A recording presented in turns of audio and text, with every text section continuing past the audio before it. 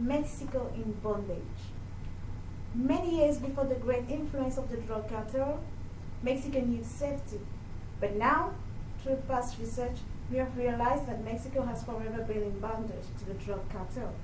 Today, the Mexican people are relying on its government to protect them from the drug cartel.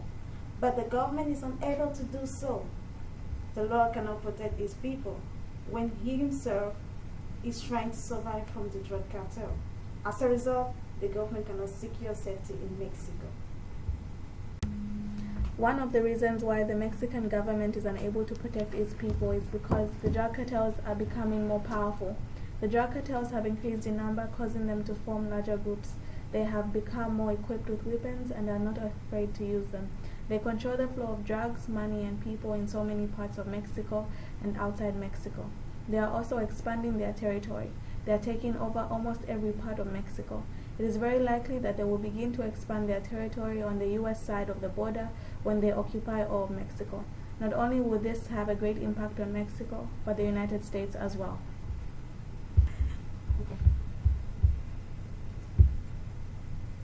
Another cause is that the army has no authority. The Mexican people suffer from the cartel because the government that is supposed to react through the administrative body responsible for the maintenance of peace and order are rather dormant. They choose to ally with the cartel, and the result is that the army are there, but though because they just see they cannot react. Mexico is mostly governed by the drug cartel, and thus all that happens is under their control. The situation is proven by the occupation of not only strategic, but also the whole of the territory. Mexico will take years to recover from all the violence brought upon from the drug cartels. Mexico needs to reestablish itself as a country and altogether decrease the crime activity. Mexico needs a leader that can help them decrease the crime rate and, if possible, stop it. Elected leaders need to be held accountable for their promises on changing Mexico for the better. Eliminating the ban for re-election will assure that the elected leaders will be responsible to keep up with their word. Consequences are that they get kicked off as president.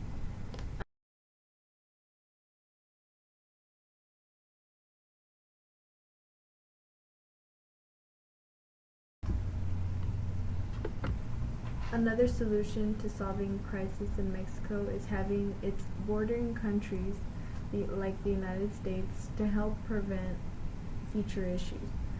After researching, you find the United States has helped the fight against the drug cartels, spending more than $2.4 billion as part of the Merida Initiative, a security cooperation agreement between the United States and the Mexican government. Beyond the money, the United States has served on the front line to fight against the cartels. The United States has signed treaties and have passed acts on the fight against them. It's only one step closer to decreasing the drug cartel problem.